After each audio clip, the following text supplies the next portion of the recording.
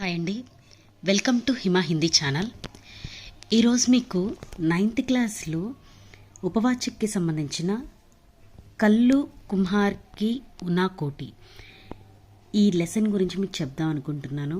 చాలామంది చాలా సఫర్ అవుతున్నారండి, ఈ లెసన్ సరిగ్గా అర్థం కావట్లేదు, దీంట్లో కొంచెం ఏది ఎట్లా ఉంది అని చెప్పేసని. సో ఫస్ట్ ఈ కల్లు కుమ్హార్ ఎవరు, ఉనా కోటి ఏంటి అనేది మనకి ముందు ముందు వెళ్ళే కొద్దీ తెలుస్తుంది.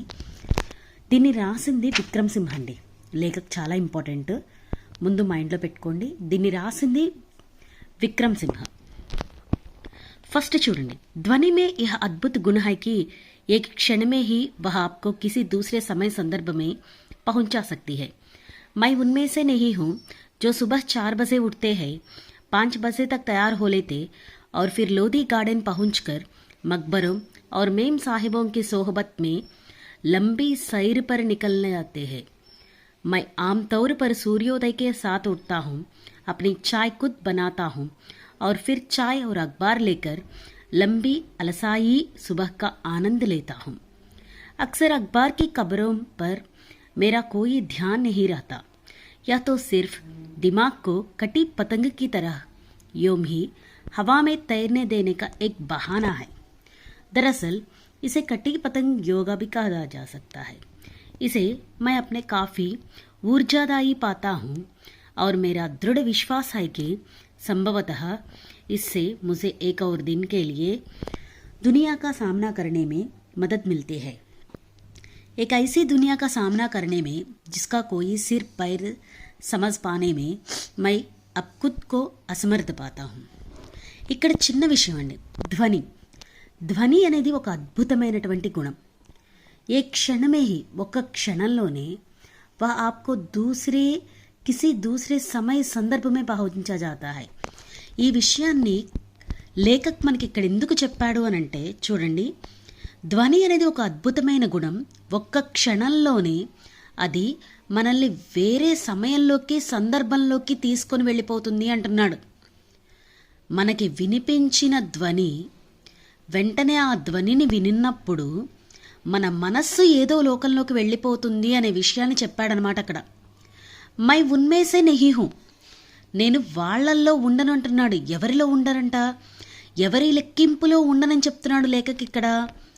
జో సుబహ్ 4 బజే ఉడితే హై, 5 బజే తక్ తయారు హో లేతే హై. ఉదయాన్నే 4 గంటలకల్లా నిద్రలేచి 5 గంటలకల్లా రెడీ అయ్యి और फिर लोधी गार्डन पहुंचकर लोधी गार्डन దగ్గరికి వెళ్ళి मकबरों और मेम साहिबों की सोहबत में लंबी सैर पर निकल जाते हैं. ఎవరైతే అక్కడుండే సాహిబ్లు, ఎవరైతే మంచిగా ఉన్నత స్థాయిలో ఉండే వాళ్ళతోటి కలిసి ఒక మంచి యాత్ర చేయాలనుకున్నా, లేదా వాకింగ్ అనుకోండి, జాగింగ్ అనుకోండి, ఇలా గార్డెన్కి వెళ్ళి చెయ్యాలి అనే వాళ్ళ దాంట్లోకి నేను ఉండను. मैं आमतौर पर సూర్యోదయకే సాత్ ఉఠతా హూ, నేను కేవలం సూర్యుడు ఎప్పుడైతే ఉదయిస్తాడో అప్పుడే ఆయనతో పాటు నేను కూడా ఉదయిస్తాను. అప్ని చాయ్ ఖుద్ బనాతా హూ, నా టీని నేనే కాసుకుంటాను.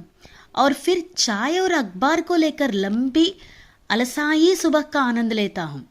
హ్యాపీగా నా టీని నేను తీసుకొని, నా న్యూస్ పేపర్ని నేను తీసుకొని చక్కగా, ఎలాగా, అలసాయి సుబహ్కా, ఎలాగా, ఆలసీ జో హోతా హై తెలుగు మే క్యా కహతే, అంటే తెలుగులో అంటారు కదండి, ఆలసీకో తెలుగు మే, ఒక్కసారి అదొక్కటే చూసుకోండి. ఆలసీ పని అంటారు కదా, దాని ఆలసీ పనితోటి ఉదయాన్ని నేను చాలా ఆనందంగా గడుపుతాను అని. అక్సర్ అఖ్బార్కి ఖబరోం పర్ మేరా కోయి ధ్యాన్ నహీ రహతా. ఉదయాన్నే ఛాయ్ తీసుకుంటాను, ఛాయ్ నేను స్వయంగా చేసుకుంటాను, న్యూస్ పేపర్ని తీసుకొని వస్తాను, చక్కగా ఆ ఆలసీ పనితో ఉన్నటువంటి ఆ సూర్యుడిని నేను చూస్తూ ఉండి చదవడానికి నేను న్యూస్ పేపర్ని తెచ్చుకుంటాను. కానీ ఖబరోం పర్ మేరా కోయి ధ్యాన్ నహీ రహతా, కానీ దాంట్లో ఉండే వార్తల మీద అంత దృష్టి నాకు ఉండదు. यह तो सिर्फ दिमाग को कटी पतंग की तरफ यूं ही हवा में तैर देने का एक बहाना है. ఇది ఎలాగంటే, ఈ న్యూస్ పేపర్ నాకు ఉపయోగపడేది నా మెదడుని ఎలా అయితే తెగిపడినటువంటి గాలిపటం అనేది ఉంటుంది చూసారా, గాలిపటం ఎప్పుడూ కూడా తెగిపోయిన తర్వాత ఒక చోట నిలిచిపోతుంది, లేదా అటు ఇటు కదులుతూ ఉంటుంది. దానికి ఒక స్థిరమైన స్థానం అనేది ఉండదు. అదేవిధంగా నా మెదడులో ఎన్నో రకాల ఆలోచనలు అనేవి రోజువారీ దినచర్యలో ఏవైతే జరుగుతున్నాయో వాటన్నిటినీ చూడడానికి మాత్రమే నేను ఈ సమాచార పత్రాన్ని తీసుకుంటాను. ఇసే మై అపనే లియే కాఫీ ఊర్జాదాయి పాతా హూం. దీని ద్వారా నేను కొంత శక్తిని కూడా పొందుతాను. ఎలా అంటే మేరా దృఢ విశ్వాసం, నా మంచి నమ్మకం ఎలా వస్తుందంటే సంభవతః ఇస్సే ముझे एक और दिन के लिए दुनिया का सामना करने में మదద్ మిల్తీ హై. రేపటి రాబోయే రోజులో ప్రపంచంలో జరిగే విషయాలను నేను ఎదుర్కోవడానికి ఇది ఒక సాధనంగా పనిచేస్తుంది. एक ऐसी दुनिया का सामना करने में जिसका कोई सिर पैर समझ पाने में मैं अब खुद को असमर्थ पाता हूँ.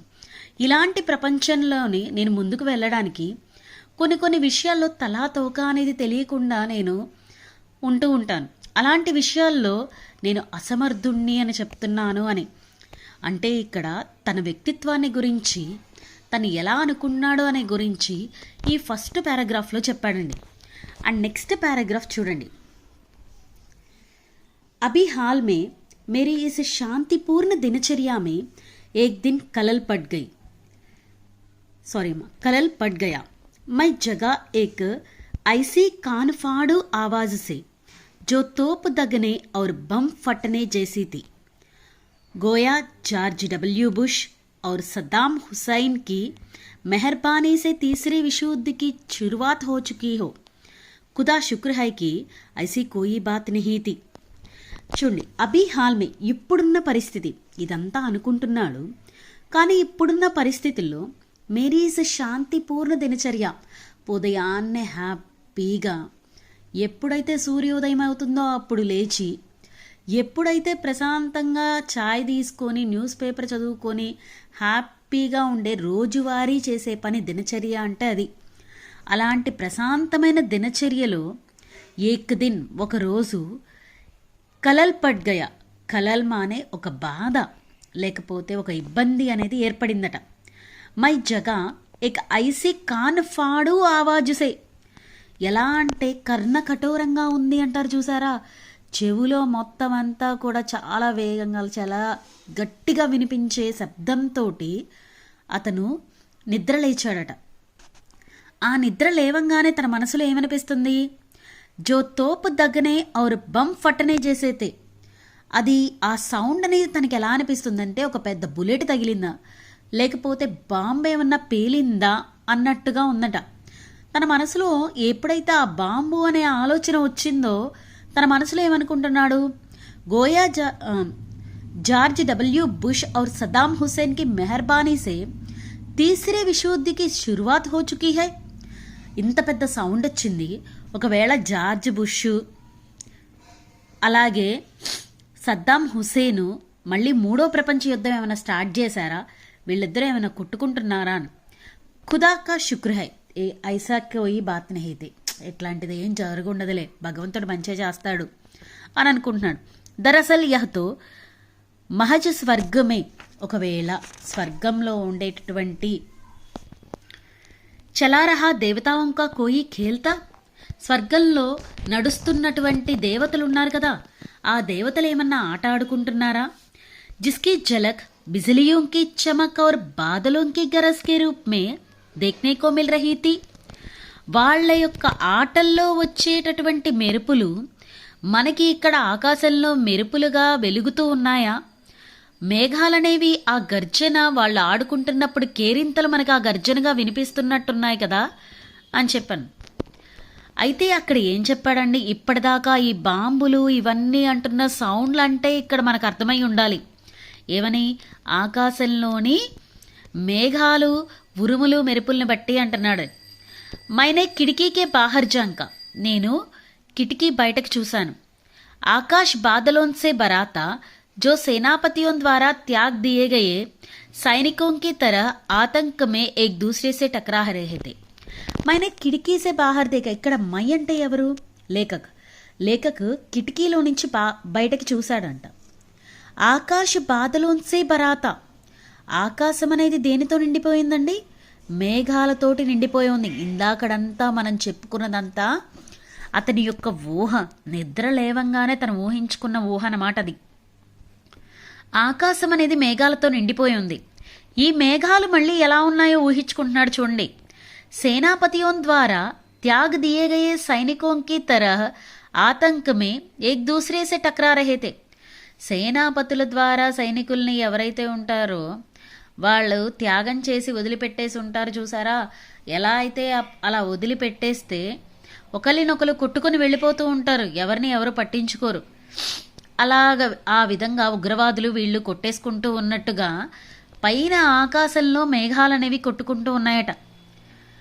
विक्षिप्तों की तरह आकाश को भेद देने वाले तड़ित के अलावा झाड़े की अलस सुबह का ठंडा बुरा आकाश भी था.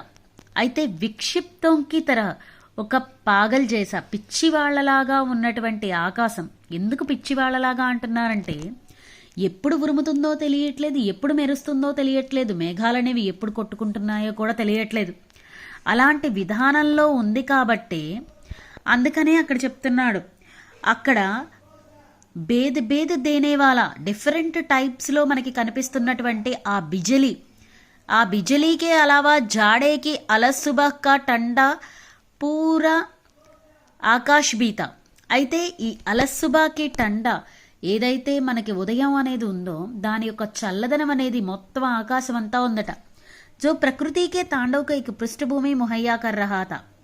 ఈ ఆకాశంలో ఉన్నటువంటి ఈ మేఘాలు, చల్లటి గాలి ఇదంతా కూడా ప్రకృతి మీద ప్రభావం చూపుతూ దానికి ఒక ప్రత్యేకమైన స్థానాన్ని ఇస్తుంది.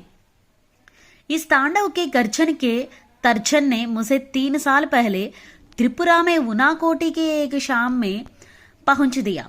అయితే ఇవన్నీ చూస్తున్న తర్వాత లేఖక్కి ఒక గుర్తు అనేది వచ్చిందండి. ఏంటంటే 3 साल से पहले 3 సంవత్సరాలకి ముందు త్రిపురలోని ఉనాకోటికి వెళ్ళినప్పుడు ఆ సాయంత్రం జరిగిన విషయాలు, త్రిపురలో ఉనాకోటికి వెళ్ళేటప్పుడు జరిగిన విషయాలు ఇవన్నీ కూడా గుర్తొచ్చినాయట. ఎలా వచ్చింది, ఏమేం చేశాడు త్రిపురలో ఉన్నప్పుడు